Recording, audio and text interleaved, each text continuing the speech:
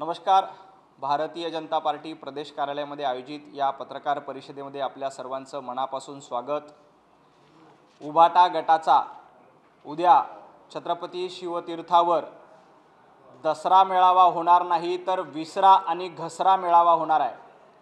वंदनीय बाळासाहेब ठाकरे यांचे विचार विसरा, हिंदुत्ववाद विसरा, मराठी माणूस विसरा आणि महाराष्ट्राच्या लोकांवर घसरा अशा पद्धतीचा मेळावा शिवाजी पार्कवर छत्रपती शिवाजी महाराजांच्या पार्कवर होणार आहे।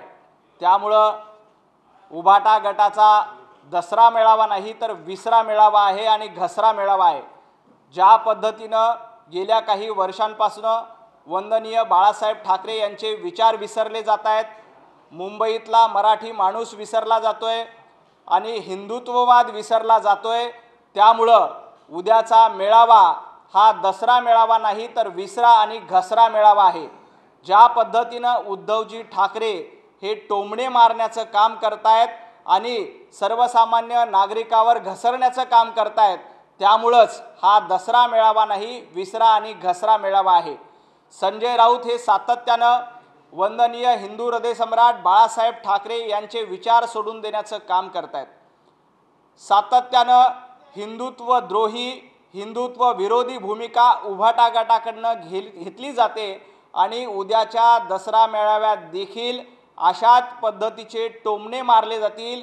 एका बाजूला वंदनीय बाळासाहेब ठाकरे हिंदू हृदय सम्राट होते तर उद्धवजी ठाकरे हे टोमणे सम्राट आहेत आणि उद्याच्या दसरा मेळाव्यामध्ये टोमणे सम्राटाचं प्रतीक म्हणून उद्धवजी ठाकरे यांचं रूप आपल्याला बघायला मिळेल। त्यामुळेच बाळासाहेब ठाकरेंचे विचार विसरायचे, हिंदुत्ववादी विचार विसरायचे, मुंबईतला मराठी माणूस विसरायचा आणि अशा पद्धतीचा विसरा मेळावा आणि घसरा मेळावा आयोजित करायचा हे उभाटा गटाचं धोरण झालेलं आहे।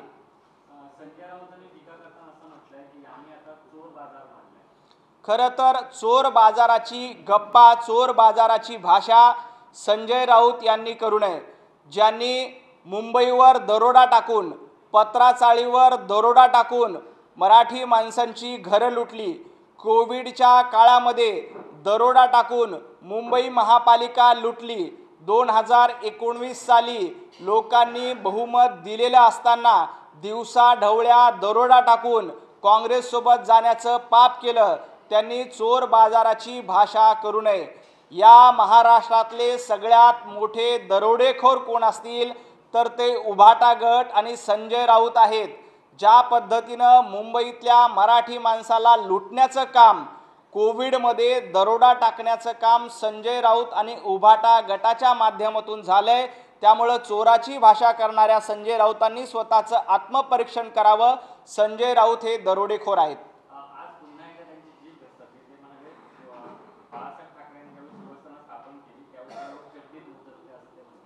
खरं तर कोण कुठं काय मूत्र विसर्जन करत होतं हे संजय राऊत यांनी सांगू नये। वंदनीय बाळासाहेब ठाकरे यांनी जेव्हा शिवसेना स्थापन केली होती, संजय राऊत तुम्ही कुठे होतात? तुम्ही एका पेपरमध्ये हिंदुत्ववादाच्या विरोधात लिहित होतात, तुम्ही एका पेपरमध्ये बाळासाहेब ठाकरे यांच्या विरोधात लिहित होतात, तुम्ही एका पेपरमध्ये मराठी माणसाच्या विरोधामध्ये लिहित होता।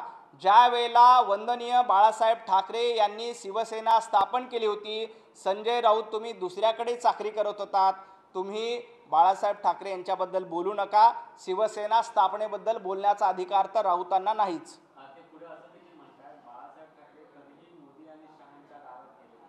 खरं तर वंदनीय बाळासाहेब ठाकरे हे कधी अमितभाई आणि मोदी शहा यांना भेटले नाही असं अजिबात नाही। सातत्यानं अमितभाई शहा किंवा मोदीजींच्या पाठीशी बाळासाहेब ठाकरे उभे राहिलेले होते। मी संजय राऊत यांना आठवण करून देतो, बाळासाहेब ठाकरे कधी सोनिया गांधींच्या दारात गेले नाहीत, बाळासाहेब ठाकरे कधी राहुल गांधींच्या दारात गेले नाहीत। बाळासाहेब ठाकरे आपल्या संपूर्ण हयातीमध्ये कधी दिल्ली पुढे झुकले नाही।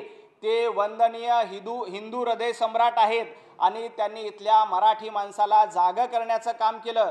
तुम्ही काय करतायत? तुम्ही मराठी माणसाच्या पाठीमध्ये खंजीर खुपसण्याचं काम करतायत, हे महाराष्ट्रातल्या जनतेनं ओळखलेलं आहे।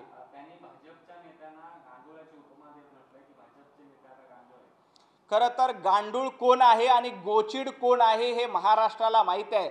ज्या पद्धतीनं लोकांचं रक्त पिण्याचं काम गोचिड होऊन संजय राऊत आणि उभाटा गट करतायत, त्यामुळं महाराष्ट्रातले गोचिड हे संजय राऊत आणि उभाटा गट आहेत.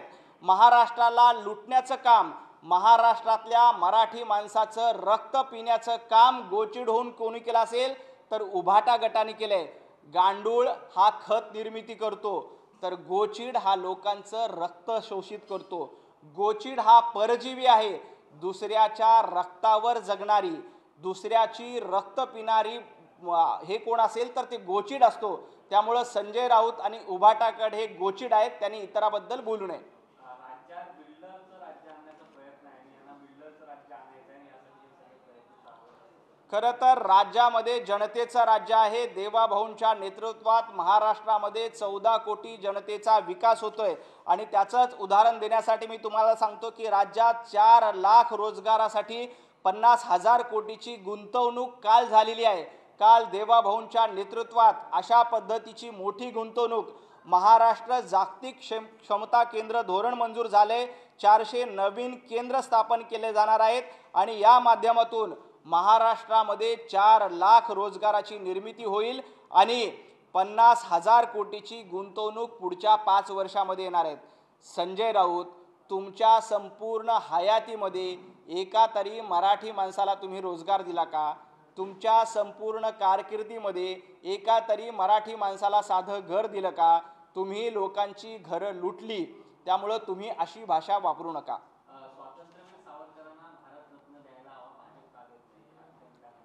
खरं तर वंदनीय स्वातंत्र्यवीर सावरकर हे आमच्यासाठी श्रद्धास्थान आहे. त्यांचा योग्य तो सन्मान भारतीय जनता पार्टी, पंतप्रधान नरेंद्र मोदी सातत्यानं करत असतात. परंतु तुम्ही ज्यांची चाटुगिरी करतायत ते राहुल गांधी सातत्यानं स्वातंत्र्यवीर सावरकरांचा अपमान करतायत. स्वातंत्र्यवीर सावरकरांबद्दल नको नको ते शब्द राहुल गांधी यांनी वापरलेत. संजय राऊत, तुमच्यामध्ये हिम्मत असेल तर तुम्ही राहुल गांधीला जाऊन जाब विचारा की स्वातंत्र्यवीर सावरकरांबद्दल तुम्ही असे अपशब्द का वापरतायत. स्वातंत्र्यवीर सावरकरांचं योगदान या देशाच्या स्वातंत्र्यामध्ये सगळ्यात मोठं आहे, परंतु ते राहुल गांधींना मान्य नाही. स्वातंत्र्यवीर सावरकरांचा विचार आम्ही घेऊन जातो. स्वातंत्र्यवीर सावरकरांचा सन्मान करण्याचं काम भारतीय जनता पार्टीने सातत्यानं केलंय, परंतु काँग्रेस आणि राहुल गांधी स्वातंत्र्यवीर सावरकरांचा सातत्यानं अपमान करतायत. माझा संजय राऊत यांना सवाल आहे, तुम्ही राहुल गांधीला जाऊन जाब विचारणार आहात का की यापुढे स्वातंत्र्यवीर सावरकरांबद्दल त्यांनी बोलू नये. भाजपच्या अल्पसंख्याक राष्ट्रीय अध्यक्ष जमाल सिद्दीकी यांनी डॉक्टर हेगडेवार यांना मरणोत्तर भारतरत्न देण्याची मागणी केलेली आहे. भाजप या सगळ्याकडे कसं पाहते? भाजपची ही भूमिका आहे. निश्चितपणे वंदनीय पहिले सरसंघचालक हेडगेवारजी यांचं कार्य मोठं आहे. त्यांनी पहिल्यांदा हिंदुत्ववादी संघटना बांधली आणि देशातल्या हिंदूंना जागं करण्याचं काम केलं आणि त्यामुळंच त्यांच्या विचारांनी आजपर्यंत संघाची 100 वर्षापर्यंत वाटचाल सुरू आहे. हे संघाचं शताब्दी वर्ष आहे आणि त्यानिमित्ताने एक भारताचा सर्वोच्च सन्मान त्यांना देण्याचा विचार होत असेल तर त्याचा आम्ही निश्चितपणे स्वागत करू.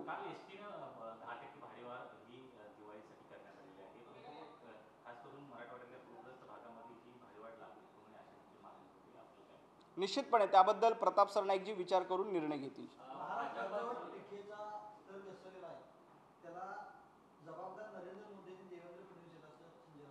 खरं तर गल्लीत जरी काही झालं तर त्याला जबाबदार पंतप्रधान नरेंद्र मोदीजी आहेत, असं संशोधन संजय राऊत वारंवार करत असतात. महाराष्ट्रातली जी भाषा स्तर घसरलाय, महाराष्ट्रातली जी राजकीय संस्कृती रसातळाला गेली, त्याला जबाबदार कोण असतील आणि त्याचे शिरोमणी कोण असतील तर ते संजय राऊत आहेत. संजय राऊत ज्या पद्धतीनं रोज उठून मूर्खासारखी बडबड करतात आणि वाटेल त्या भाषेत, अश्लील भाषेमध्ये शिवीगाळ घेत आहेत, संजय राऊत त्याची सुरुवात तुम्ही केलेली आहे. महाराष्ट्राच्या राजकीय संस्कृतीमध्ये जाहीर व्यासपीठावर, पत्रकार परिषदेमध्ये तुम्ही ज्या पद्धतीची खालच्या भाषा वापरली ती भाषा इतर कुठल्याही नेत्यांनी वापरली नाही आणि ही संस्कृती घसरवण्याचं काम संजय राऊत यांनी केलंय.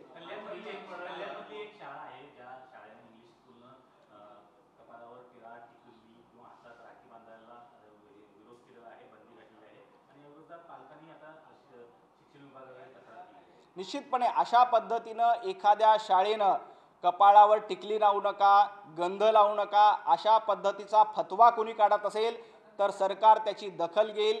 महाराष्ट्रामध्ये अशा पद्धतीचे फतवे आम्ही खपवून घेणार नाहीत आणि कोणी जर का असे फतवे काढत असतील तर निश्चितपणे आम्ही त्याला जशास तसं उत्तर देण्याचं काम इथला शिक्षण विभाग करेल आणि सरकार देखील करेल. समीक्षक पडळकर हे सातत्याने जयंत पाटील यांच्यावरती टीका करतायत आणि ती खालच्या पातळीची टीका असल्याचं दिसून येत आहे. काल सुद्धा त्यांनी मंगळसूत्र चोर म्हणून त्यांच्यावरती जी काही टीका होती त्यावरती उत्तर देताना जी काही जयंत पाटलांवरती टीका केली आहे ते त्यावरून वेगवेगळ्या पातळीवरून जी काही प्रतिक्रिया ती सुद्धा येते आहे. तुम्ही कसं पाहताय?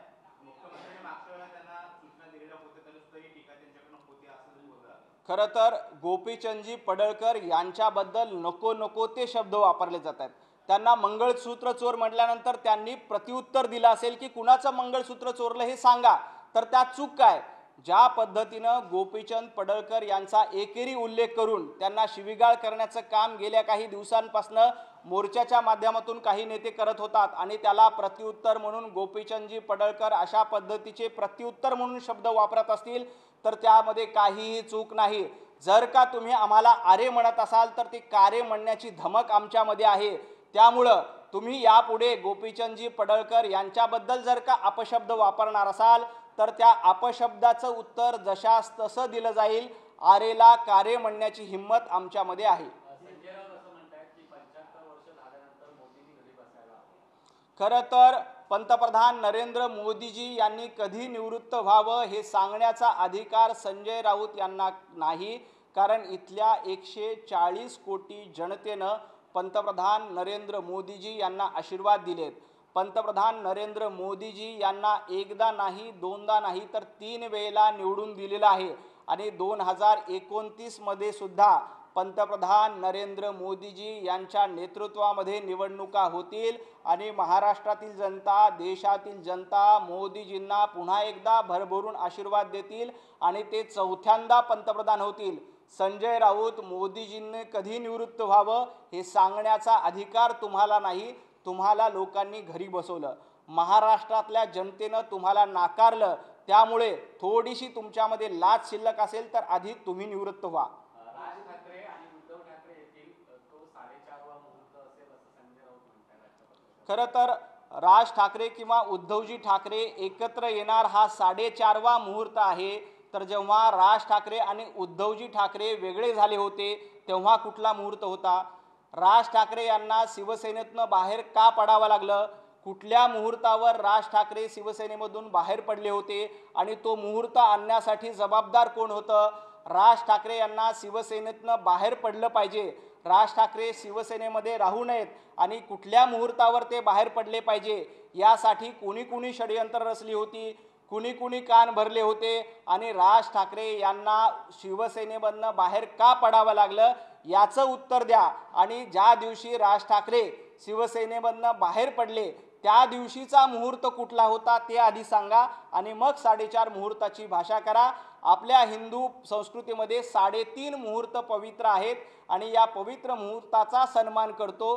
राजजी ठाकरे ज्या मुहूर्तावर शिवसेनेमधनं बाहेर पडले होते ते मुहूर्त कुठला होता हे संजय राऊतांनी एकदा महाराष्ट्राला सांगावं.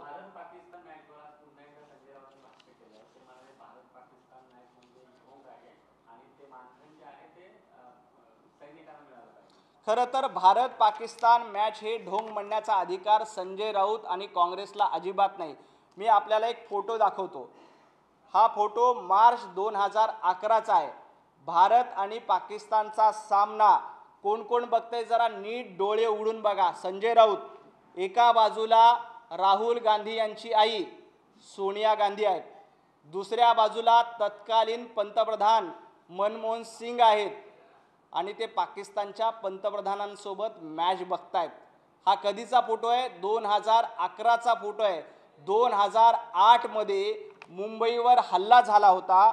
मुंबईवर हल्ला झाल्यानंतर जवळपास 300 निरपराध लोकांना मारलं गेलं.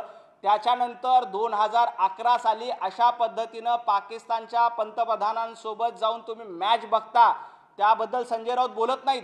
अहो 26/11च्या हल्ल्यानंतर आपले तत्कालीन केंद्रीय मंत्री पी चिदंबरम यांनी सांगितलं होतं की आम्ही पाकिस्तानला जशास तसं उत्तर देणार होतो, भारतीय सैनिकाची ती तयारी होती, परंतु अमेरिकेच्या दबावापुढे त्यावेळेचं काँग्रेसचं सरकार झुकलं. संजय राऊत यांना माझा सवाल आहे, उद्धवजी ठाकरे यांना माझा सवाल आहे, उद्या तुम्ही दसरा मेळावा घेणार आहात तर दसरा मेळाव्याबद्दल पी चिदंबरम यांनी जे वक्तव्य केलं होतं त्याचा निषेध तुम्ही करणार आहात का? उद्याच्या दसरा मेळाव्यामध्ये भारत पाकिस्तानच्या या सामन्याबद्दल मनमोहन सिंग, सोनिया गांधी अशा पद्धतीचा सामना बघत होते, त्याबद्दल उद्धवजी ठाकरे उद्याच्या दसरा मेळाव्यामध्ये बोलणार आहेत का? तुमच्यामध्ये थोडीशी हिंमत असेल, थोडंसं बाळासाहेब ठाकरे यांचे विचार शिल्लक असतील तर उद्या राहुल गांधींना दसरा मेळाव्यातून हा जाब विचारा. नुसतं भारत पाकिस्तानच्या सामन्यावर बोलताय, आपले कुठलेही खेळाडू पाकिस्तानच्या भूमीवर गेले नाही, कुणीही अशा पद्धतीनं पाकिस्तानच्या मांडीला मांडी लावून मॅच बघितली नाही. उद्धव ठाकरे, तुम्हाला थोडंसं काही शिल्लक असेल तर उद्या राहुल गांधींना हा प्रश्न विचारा, उद्या सोनिया गांधींना हा प्रश्न विचारा की 2008 मध्ये 300च्या वर निरपराध नागरिक मेलेले असताना तुम्ही अशा पद्धतीचा सामना का बघितला होता? आधी या प्रश्नाचा जाब विचारा आणि मग इतर ढोंगांच्या बातम्या करा. उरला प्रश्न भारत पाकिस्तान सामन्यातला निधी कोणी कोणाला द्यावा, तर सूर्यकुमार यादव यांनी स्पष्टपणे सांगितले की ती सामन्याचा संपूर्ण खर्च, मानधन त्यांनी आर्मीला दिले. संजय राऊत, तुम्ही 1 रुपया सुद्धा आर्मीला दिला नाही, तुम्ही 1 रुपया पूरग्रस्ताला दिला नाही, तुम्ही उगीच गप्पा मारू नका. केंद्र सरकार शेतकऱ्यांना मदत का करत नाहीये? कारण शरद पवार केंद्रात मदत आणली होती असं त्यांना वाटतं. खरं तर केंद्र सरकार महाराष्ट्राला भरभक्कम मदत करतं. देवाभाऊ अतिशय सक्षम आहेत. 4 दिवसापूर्वी देवाभाऊंनी पंतप्रधान नरेंद्र मोदीजी यांची भेट घेऊन सविस्तर माहिती पंतप्रधान नरेंद्र मोदीजी यांना दिले. येत्या 4 दिवसात सविस्तर अहवाल केंद्राकडे पाठवला जाईल. केंद्राकडनं देखील मदत होईल. पूरग्रस्त मराठवाड्यातील बांधवांसोबत खांद्याला खांदा लावून भारतीय जनता पार्टीचे कार्यकर्ते उभे आहेत. त्या ठिकाणी मोठ्या प्रमाणात मदत करतायत. पूरग्रस्त ज्यांच्या घरामध्ये पूर गेलाय अशा प्रत्येकाला 10,000 रुपयाची तातडीची मदत बँक खात्यामध्ये जमा करायला सुरुवात झाली आहे. शेतकऱ्यांची मोठ्या प्रमाणामध्ये नुकसान झालंय, त्या शेतकऱ्यांनाही तातडीने मदत करायला सुरुवात केली आहे. पहिला टप्पा म्हणून 2,500 कोटी रुपये दिलेत. येत्या 4 दिवसामध्ये संपूर्ण पाहणी झाल्यानंतर दुसऱ्या टप्प्याची मदत होईल. दिवाळीच्या पूर्वी संपूर्ण शेतकऱ्यांना त्यांचं झालेलं नुकसान भरपाई देण्याचं काम सरकारच्या माध्यमातून केलं जाईल. संजय राऊत किंवा उद्धव ठाकरे बांधावर गेले होते आणि उद्धव ठाकरे सातत्यानं सांगतायत की माझ्याकडे देण्यासारखं काही नाही, माझ्याकडे देण्यासारखं काही नाही. शेतकऱ्यांना प्रश्न विचारला की माझे हात रिकामे आहेत. तुमचे हात रिकामे आहेत पण तुमचे खिशे भरलेले आहेत. तुमच्या खिशाकडे हात जाऊ द्या आणि थोडीशी मदत आमच्या शेतकऱ्यांच्या बांधवांना द्या आणि मग अशा पद्धतीच्या गप्पा मारा.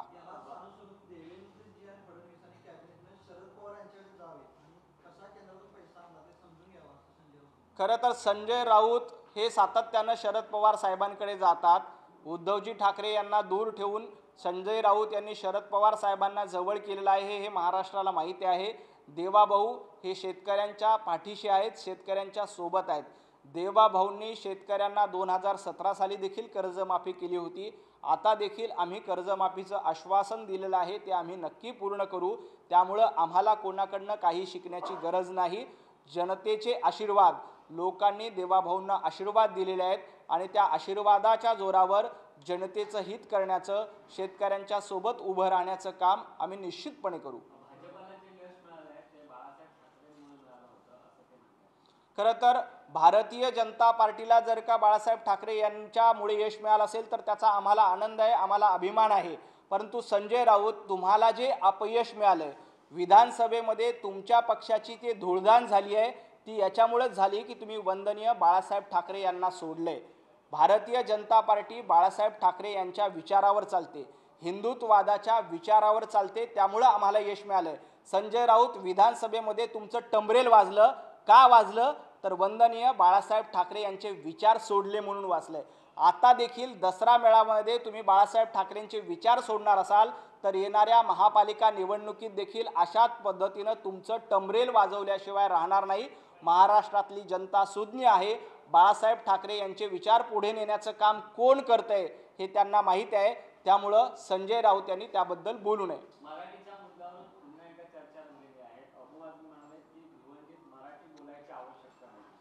भिवंडीत काय, महाराष्ट्रातल्या प्रत्येक ठिकाणी मराठीच बोलावं लागेल। अबू आझमी सारखी पिलावळ, हिरवी पिलावळ अशा पद्धतीने मराठी द्वेष्टी भूमिका घेत असेल तर सरकार उत्तर द्यायला समर्थच आहे, परंतु इथली जनता देखील उत्तर देईल। माझा या निमित्ताने उद्धवजी ठाकरे यांना सवाल आहे, उद्याच्या दसरा मेळाव्यामध्ये अबू आझमीवर उद्धव ठाकरे टीका करणार आहेत का? अबू आझमीला उद्धव ठाकरे जाब विचारणार आहेत का? फक्त मतांसाठी काही लोकांचं लांगून चालन करण्याचं धोरण उभाटा गटाने गेल्या काही दिवसापासून स्वीकारलेलं आहे। त्यामुळं उद्धवजी ठाकरे, तुमच्यात हिम्मत असेल तर उद्याच्या दसरा मेळाव्यामध्ये अबू आझमीवर टीका करून दाखवा। उद्याच्या दसरा मेळाव्यामध्ये अबू आझमी यांची निषेध करण्याची धमक दाखवा।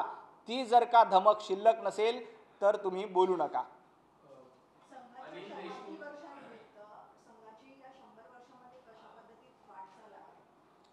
नाही, राष्ट्रीय स्वयंसेवक संघाची ही शताब्दी वर्ष आहे। मोठ्या प्रमाणात समाजकार्य करण्याचं काम संघ स्वयंसेवक सातत्यानं करत असतात। संघाच्या माध्यमातून प्रत्येक घरोघरी जाऊन संपर्क करणं, शाखा वाढवणं हे संघाचं सातत्यानं धोरण आहे। आणि राष्ट्रभक्ती प्रत्येक नागरिकामध्ये रुजली पाहिजे। प्रत्येक नागरिक राष्ट्राभिमानी आणि राष्ट्रप्रेमी झाला पाहिजे, हे राष्ट्रीय स्वयंसेवक संघाचं मूळ धोरण आहे। त्यामुळे या शताब्दी वर्षानिमित्तानं राष्ट्रभक्तीचे, राष्ट्रनिष्ठेचे अनेक कार्यक्रम संघाच्या माध्यमातून घेतले जातील।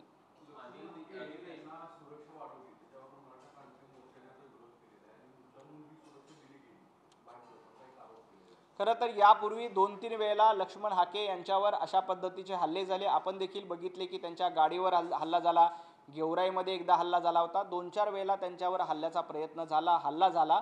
त्यामुळे कुठल्याही नागरिकावर अशा पद्धतीचं हल्ल्याचं समर्थन कुणीही करत नाही। विचाराची लढाई ही विचारांनीच लढली पाहिजे। त्याबद्दल कुणी हल्ला करत असेल तर त्याचं संरक्षण करणं राज्य सरकारचं कर्तव्य असतं, त्यामुळे त्यांना सुरक्षा दिली असेल। अनिल देशमुख यांच्यावर विधानसभा निवडणुकीत जो हल्ला झालेला होता, तो हल्ल्याची घटना ही पोलीस आणि फॉरेन्सिक तपासात खोटी निघाली असल्याचं समोर आलं। निश्चितपणे अनिल देशमुख यांनी विधानसभा निवडणुकीच्या तोंडावर आपला पराभव होतोय हे लक्षात आल्यानंतर एक राजकीय नौटंकी करण्याचा प्रयत्न केला होता आणि स्वतःच्या गाडीवर दगडफेक करण्याचा एक निष्क्रिय प्रयत्न त्यांनी झाला होता। त्यांना असं वाटलं होतं की अशा पद्धतीचा प्रयत्न केल्यानंतर आपण विधानसभा निवडणुका जिंकू, आपल्याला सहानुभूती मिळेल, परंतु तसं काहीही झालं नाही। अनिल देशमुख यांना लोकांनी घरी बसवलं, त्यांचा पराभव केला। आता ती नौटंकी होती हे पुन्हा एकदा पोलीस तपासातून सिद्ध झालं। त्याही वेळेला अनिल देशमुख यांनी डोक्याला रुमाल लावून बांधून आले होते आणि मोठी जखम झाली असं त्यांनी दाखवलं होतं। आणि 3 दिवसानंतर जेव्हा अनिल देशमुख मीडियासमोर आले होते तेव्हा त्यांच्या डोक्याला जखमेचा साधा खून देखील नव्हता, साधा वन देखील नव्हता। त्यामुळे ही नौटंकी आहे हे जनतेनं त्याच वेळेला ओळखलं होतं आणि आता पोलीस तपासामध्ये देखील ते उघड झाले। खूप खूप धन्यवाद।